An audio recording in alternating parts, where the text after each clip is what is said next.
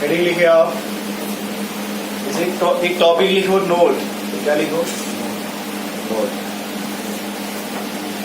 देखिए इसमें anything, anything, any और एवरीथिंग, जो आपको अच्छा लगेगा वो नोट कर लीजिए। एनीथिंग यानी कुछ भी, या फिर एवरीथिंग, एवरीथिंग लिखो आप। इसी में living thing, living thing and non living,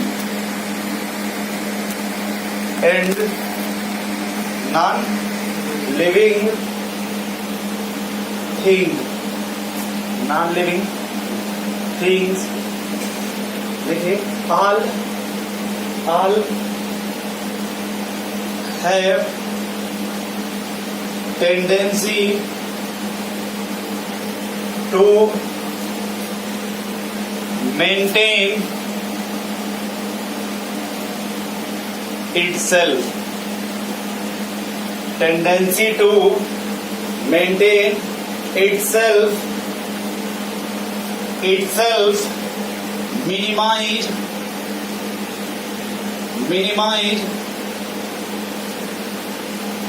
potential, देखिए state, potential state, ब्रैकेट में लीजिएगा PE, समझ पाएंगे PE क्या है? पोटेंशियल एनर्जी, पोटेंशियल क्या लिखा ना, मिनिमाइज नहीं, ये मेंटेन इटसेल्फ लिखा ना, ये मेंटेन लिखा ना, maintain itself, minimize potential state to, potential state to find the extra stability, extra, क्योंकि आपने कहा था कि वो कौन सी चीज है जिसको जानने के बाद और को जानने की इच्छा नहीं होती है। जैसे आप फिर से देखिए सम्राट जी, मान लो अगर ये आप मार्कर लिए हैं, क्या लिए आप मार्कर, और इस मार्कर को आप ऊपर लेके जाइए, कहाँ लेके जाइए सर? ऊपर। तो आप बताओ कि जब आप यहाँ से ऊपर लेके जाओगे इसका पोटेंशियल एनर्जी बढ़ेगा या घटेगा? बढ़ेगा, बढ़ेगा। इसको जब ऊपर लेके जाएंगे तो सर फार्मूला आता है mgh या ρgh बोलते हैं। मतलब इसको आप ऊपर लेके जाएंगे तो जो पोटेंशियल एनर्जी का फार्मूला है वो mgh या ρgh बोलते होंगे। तो जो पोटेंशियल एनर्जी है वो हाइट बढ़ेगा तो बढ़ेगा कि घटेगा? बढ़ेगा। अब आप खुद सोचो कि अगर आप इसको यहाँ लेके चले गए सम्राट जी, कहाँ लेके चले गए? ऊपर, यहाँ। जब आप इसको यहाँ से छोड़ेंगे तो ये कहाँ जाना चाहेगा? नीचे। क्यों नीचे गया? नहीं, यानी इसका मतलब ये हुआ कि इसको कोई नीचे खींच रहा है, जो इसकी स्टेबिलिटी है वो कहाँ जाने को हो रही है? यदि ये नीचे जाएगा तो स्टेबल होगा।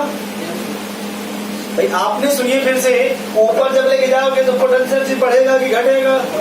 बढ़ने का मतलब पॉजिटिव होने लगेगा। लेकिन जब यहाँ से आप छोड़ेंगे तो कहाँ जाने की कोशिश करेगा? नीचे।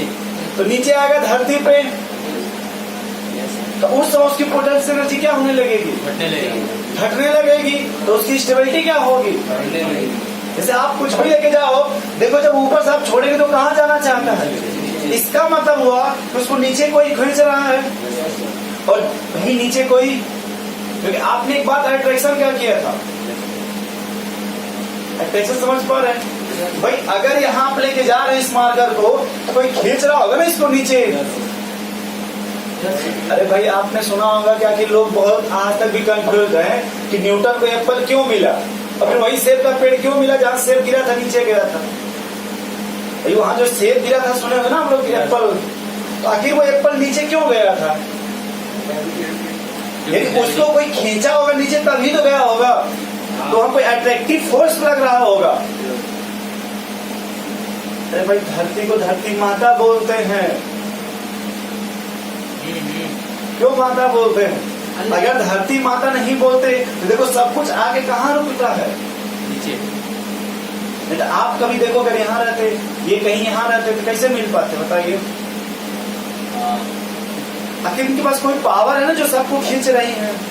भाई धरती के पास ऐसा कोई पावर है, कोई अट्रैक्शन है जो चाहे कोई लिविंग हो चाहे नॉन लिविंग हो सबको अपने तरफ खींच रही है धरती। नहीं समझ पाए। अरे अगर देखो यार ये बॉटल रखा है कि नहीं, तो अब बॉटल अब देखो आखिर हमेशा किधर जाने की कोशिश करेगा, इसका मतलब हुआ कि इसको कोई अट्रैक्शन फोर्स लग रहा है। जो आपका अर्थ है, अर्थ और इसके ऊपर चाहे जो भी है, लिविंग है नॉन लिविंग है कुछ भी है, उसके और इनके कुछ अट्रैक्शन फोर्स लग रहा है। यानी जहां अट्रैक्टिव फोर्स लगेगा वहां पोटेंशियल एनर्जी क्या होगा, निगेटिव पोटेंशियल एनर्जी। उससे स्टेबिलिटी क्या करेगी भाई आप वही सोचिए, अगर आपको अगर ऐसे आसमान में रस्सी से बांध के टांग दिया जाए तो आप कैसा फील करेंगे। अरे आपको ऐसे लटका दिया जाए, अगर आप बताइए आसमान में बलराम है रस्सी से बांध के तब कैसा फील करेंगे। अब वही अगर आपका दोनों पैर जमीन पर रखे तब रस्सी से लटकाइए, आपको मतलब रस्सी बांध दीजिए लेकिन पैर जमीन पे है तब कैसा फील करेंगे रामानुज जी। अच्छा कब आपको फील होगा, जब दोनों पैर कहाँ होगा, क्योंकि जैसे ही आपको ऊपर किया जाएगा धरती माता बुलाने लगेगी अपने पास, बेटे वापस आ जाओ, क्या आ जाओ, और आप कहोगे नहीं हम वापस नहीं आएंगे, पंखे से लटक जाएंगे, तो कहते अरे मान जाओ क्या आ जाओ। नहीं समझ पाते तो सांस छोड़ देते हो आप लोग, धीरे धीरे क्या करते हो। अरे कभी सोचिए कोई फांसी लगाता है कि नहीं, लेकिन क्यों पैर छटकाता पीटता, हाथ पैर क्यों आके ऐसे वैसे करता है। यही अगर आप देखो नहीं समझ पा रहे हो, जैसे कमर में आप अपने बेल्ट लगा दो, बढ़िया से पंखे में लटका लो, लेकिन पैर जमीन पर रहने दो, उस तरह का सिचुएशन फील करो और एक बार अपने आप को थोड़ा रस्सी से ऊपर खींच के देखो, कब अच्छा परेशान आप ज्यादा होते हैं। परेशान कब होगे, स्टेबल कब रहोगे, नहीं समझ पा रहे भाई। ये ऐसा टॉपिक है जिसको जानने के बाद और कुछ जानने की इच्छा तो बड़े। तो एक लाइन फिर से देखो, आप समझ पा रहे मार्कर वाली बात कि अगर आप इस मार्कर को ऊपर लेके जाएंगे तो पोटेंशियल एनर्जी, आखिर कोई तो फोर्स है जो इस नॉन लिविंग को अपने तरफ खींच रहा है। हाँ बोल सकते हैं भैया, ग्रेविटेशनल फोर्स बोलिए तो ही एक तरह का अट्रैक्टिव फोर्स हुआ, क्योंकि वो इसको खींच रहा ना अपने तरफ। क्यों भाई नासिर जी, जब अपने तरफ खींचेगा तो इसका पोटेंशियल एनर्जी क्या करेगा, निगेटिव होगा, मतलब निगेटिव बोलिए, तो इससे स्टेबिलिटी क्या होगी इसकी। तो पहला पॉइंट समझ पाए आप इसका, मतलब इसका एप्लीकेशन यार इसका। दूसरा बात फिर से देखिए, तो जब भी आप एक लाइन लिख लो आप, लेकिन लिखोगे क्या समझ लो खाली कि जब इसको आप ऊपर लेके जाएंगे सम्राट जी तो इसकी पोटेंशियल एनर्जी बढ़ने लगेगी। क्या होगी, स्टेबिलिटी कम होने लगेगी, और जब नीचे लेके आओगे तो पोटेंशियल एनर्जी तो स्टेबिलिटी क्या होगा, समझ रहे हैं। इसका मतलब कुछ लोचा है ऊपर नीचे का, यानी जब आप इसको ऊपर लेके जा रहे हो पोटेंशियल एनर्जी को बढ़ा रहे हो तो स्टेबिलिटी घट रही है, और जब इसको नीचे लेके आ रहे हो तो स्टेबिलिटी। इसका मतलब कि हो सकता है कि जो पोटेंशियल एनर्जी है और स्टेबिलिटी है वो कुछ यूनिवर्सली प्रोपोर्शनल लग रहा है। कि अगर पोटेंशियल एनर्जी बढ़ाने लगेंगे तो स्टेबिलिटी क्या होगी, इसीलिए देखो जितने खुलते सांड होते बड़े खतरनाक होते हैं खुले जानवर, क्योंकि उनकी जो पोटेंशियल एनर्जी बहुत ज्यादा होती है, वो किसी को मारना शुरू कर देते, दीवार को मार देंगे, स्कूटी पे एक्सपेरिमेंट करना शुरू कर देंगे, नहीं देखें कभी दीवार में लड़ जाते हैं, कभी किसी जानवर को मारने लगते हैं, कभी छोटे बच्चे को उठा के फेंक देते हैं सब, नहीं देखिए खुले जानवर जो सांड होते हैं। अरे अभी लखनऊ में आया था ना, किसी बच्ची को मार दिया था सांड, स्कूल जा रहे थे बच्चे सब, अरे आपस में लड़े सब, ऐसे क्या उठा के फेंक दिया। अरे कभी नहीं आप सुने होंगे जैसे सांड लड़ रहे होंगे, उनके गलती से आप पहुंचे उनके पीछे पहुंच जाइए, या रोड पे लड़ रहे हैं, जैसे आप जा रहे हैं रोड पे लड़ते हैं तो किधर भागे कोई गारंटी है क्या। तो उस समय किसी भी बाइक से को धक्का मारते निकल जाते हैं, कोई पुलिस नहीं पूछती कि आप कितने बाइक को धक्का मारे थे, कितने लोग घायल हुए। तो देखें तो यहाँ फिर से देखो यार रामानुज जी, उसी सांड को जब बांध दोगे तो उसकी पोटेंशियल एनर्जी क्या हो जाएगी, तो उसकी स्टेबिलिटी क्या हो जाएगी। इसलिए घर वाले कहते हैं समय से इनको गठबंधन कर दिया ताकि धीरे से क्या हो जाएगा चुपचाप। तो फिर इधर मार करते उधर मार करते, यहाँ चोरी करेंगे वहाँ चोरी करेंगे। अरे नहीं देखे वो डिग्री कॉलेज के लोग जितने होते हैं 12 पढ़ने के बाद जो लोग देखे राजकीय जाते हैं, बड़े स्कूल 13 पढ़ते हैं BA BSc वाले, तो हमेशा यही नहीं करते वहाँ रोड जाम करेंगे वहाँ जाम करेंगे, ये करेंगे वो करेंगे। दूसरा पॉइंट फिर से देखिए, यदि कोई भी सॉलिड हो, लिक्विड हो या गैस हो, क्या हो, उसकी काइनेटिक एनर्जी क्या होगी? तो लिख लीजिएगा, kinetic energy is same for solid, liquid, gas. ऊपर वाला लिख लीजिएगा story of marker, story of. ये भी देखिए जो टॉपिक है धार्मिक टॉपिक है, मतलब घबराइएगा मत बलराम जी। और ये ऐसा टॉपिक है, ये पूरा आपको फील करा दिया जाएगा रामानुज जी, उल्टा मत सोचिएगा। यही आपको क्या किया जाएगा, तो ये इसका नाम ही है कि इसको जानने के बाद आपको और कुछ जानने की इच्छा क्या है। कोई चैप्टर का डाउट नहीं पूछना है, सिर्फ बस इसी को समझ लीजिए आप क्या है।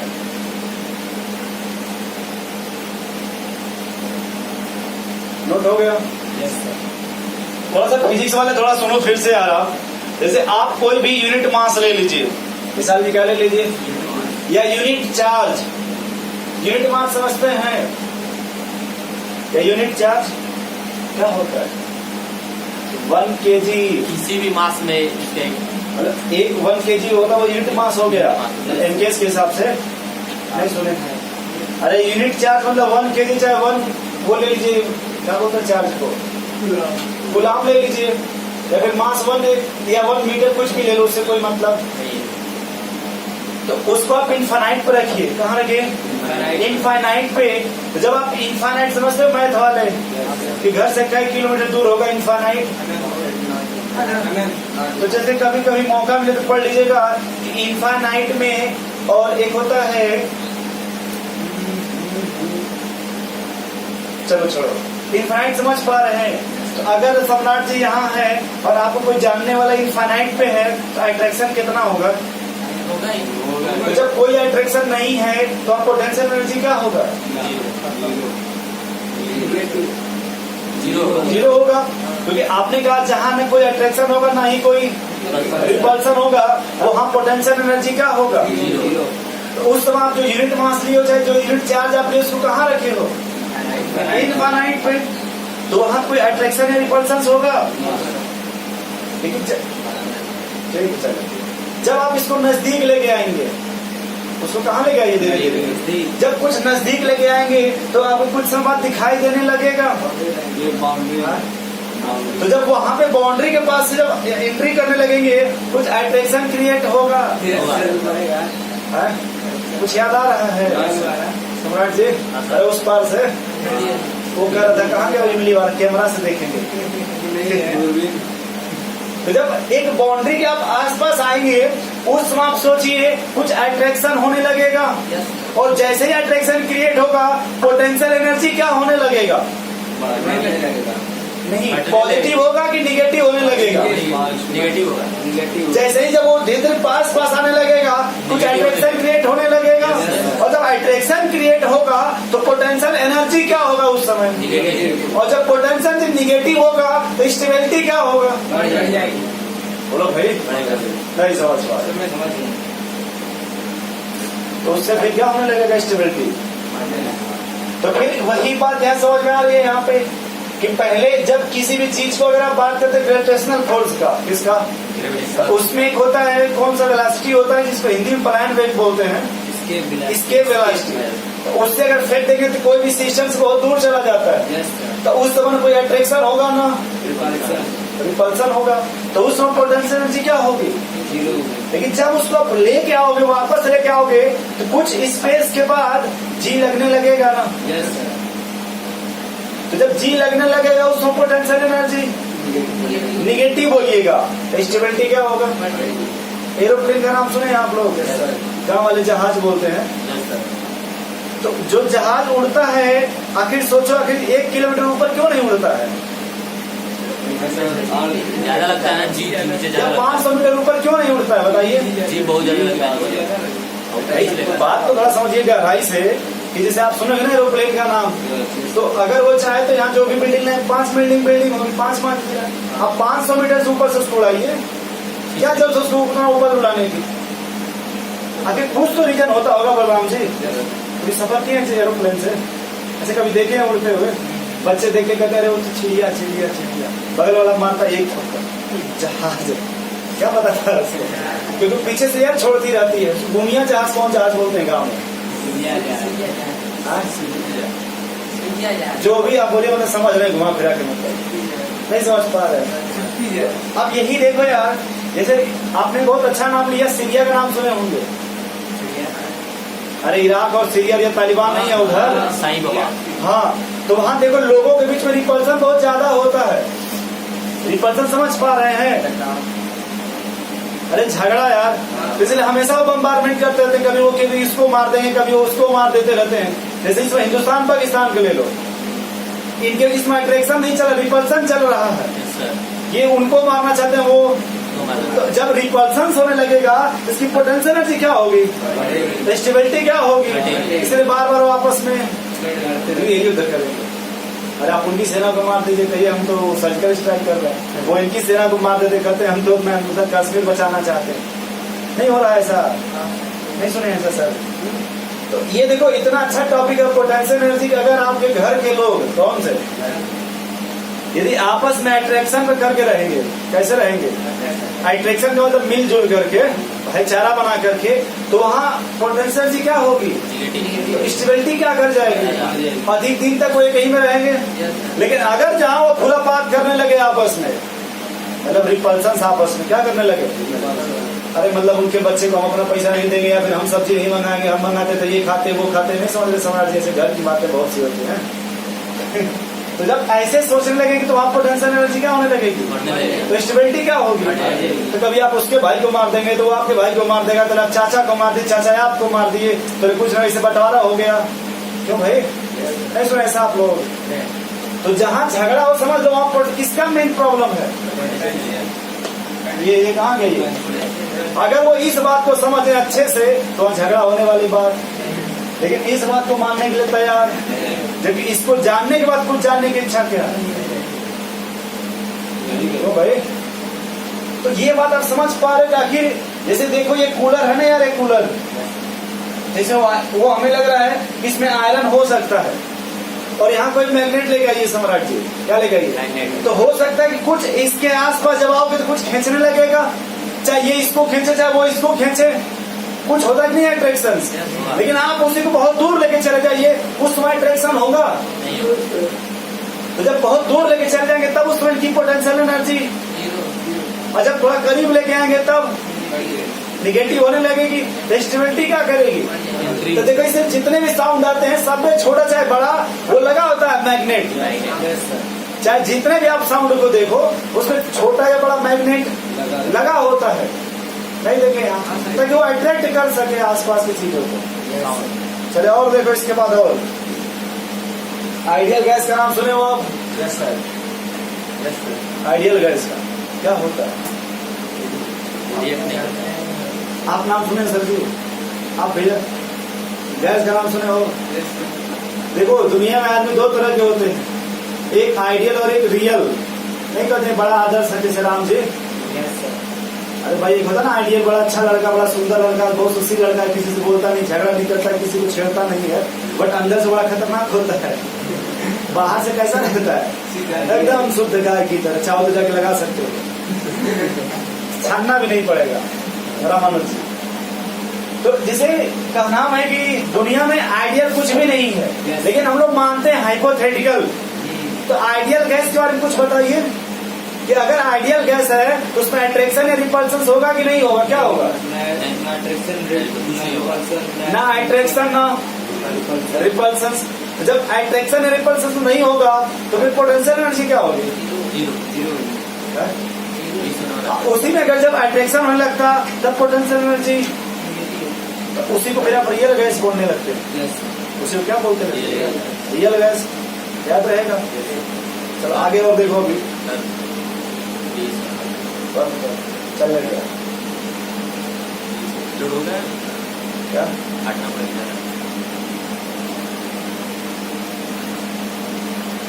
जैसे ये सुने हो आप, जैसे बॉन्ड फॉर्मेशन होता है, हाँ हाँ यस सुने हैं। थर्मोडायनामिक्स का नाम सुने हैं। Yes sir. तो जैसे एक होता है ना बॉन्ड फॉर्मेशन, ऑलवेज इज्जत करनी होता है। ऑलवेज इज्जत करनी होता है। जैसे आपने कहा कि हाइड्रोजन बॉन्ड ले लीजिए, क्या ले लीजिए? Hydrogen bond. आखिर उसमें अट्रैक्शन है कि रिपल्सन? भाई कोई भी बॉन्ड है, ये बॉन्ड है तो डेल्टा पॉजिटिव डेल्टा निगेटिव है कि नहीं? तो अट्रैक्शन है कि रिपल्सन? तो जब अट्रैक्शन है तो स्टेबिलिटी क्या करेगी? बढ़ेगी, भाई किसी भी कंपाउंड में जब अट्रैक्शन होने लगे तो उसकी स्टेबिलिटी बढ़ेगी, बढ़ जाएगी, और रिपल्सन होता तो बढ़ जाएगी। स्टेबिलिटी। चलो और लिखो, एक होता ना एनर्जी रिलीज, एक होता ना, अरे वो एक्सोथर्मिक या एंडोथर्मिक। एक्सोथर्मिक में क्या होता है? गंदा है, गंदा है। एनर्जी क्या होती है? रिलीज होती है। तो जब अगर कोई भी प्रोसेस एक्सोथर्मिक है, क्या है? तो एनर्जी क्या होगा? तो जब एनर्जी रिलीज होगा तो स्टेबिलिटी क्या होगा? स्टेबिलिटी क्या होगा? बढ़ेगा। लेकिन अगर वही इंडोथर्मिक है तो घटेगा, तो वहाँ पे एनर्जी लगाना पड़ेगा। Yes, sir. एनर्जी क्या करना पड़ेगा? तो वहाँ पे स्टेबिलिटी क्या होगी? नहीं समझ पाए। बिजनेस दो तरह का होता है, एक होता है कम खर्च में ज्यादा प्रॉफिट, एक होता है ज्यादा खर्च में कम प्रॉफिट। ज्यादा खर्च में जैसे पानी से कितने रुपया लीटर मिलता है? 20। अब मान लो तुम चले गए गंगा जी का पानी साफ कराने में 80 रुपया लग गया, कितना? लेकिन बेचेंगे कितने में? 20 रुपया में बेचोगे, तो फायदा हुआ कि नुकसान? तो अगर जहां भी एक होता है बॉन्ड फॉर्मेशन, अगर इतना बस याद रखोगे, यदि कहीं एनर्जी रिलीज हो रहा हो, क्या हो रहा है? एनर्जी रिलीज, उसकी स्टेबिलिटी क्या होगी? बढ़ जाएगी कि घट जाएगी? अब अभी हमने जो कहा कि वो एक्सोथर्मिक या ये आपको मिलेगा थर्मोडायनामिक्स में, कहाँ मिलेगा? और अभी हमने कहा ना आपको आइडियल गैस, सम्राट जी, हाँ सर। तो ये आपको मिलेगा गैसेस स्टेट में। और अभी हमने कहा ना आपको अट्रैक्शन, ये मिलेगा केमिकल बॉन्डिंग में, कहाँ मिलेगा? Chemical bonding. फिर अभी हमने आपसे कहा था ना कि जैसे कोई इनफाइनाइट है और धीरे धीरे आप लेके आओगे पास पास, तो कुछ ये मिलेगा आपको स्ट्रक्चर ऑफ एटम में, कहाँ मिलेगा? भाई न्यूक्लियस का नाम सुने हैं? इलेक्ट्रॉन रिवॉल्व करता है कि नहीं? आखिर कुछ होगा ना जिस वजह से इलेक्ट्रॉन छोड़ के बाहर नहीं जाता है, तो वहां भी आएगी पोटेंशियल एनर्जी। क्या आएगी? फिर हर टॉपिक में हम इसका एप्लीकेशन आपको दिखा रहे हैं, घबराइएगा मत। अभी इधर समझ में आ रहा, पहले कहाँ का इसका एप्लीकेशन है?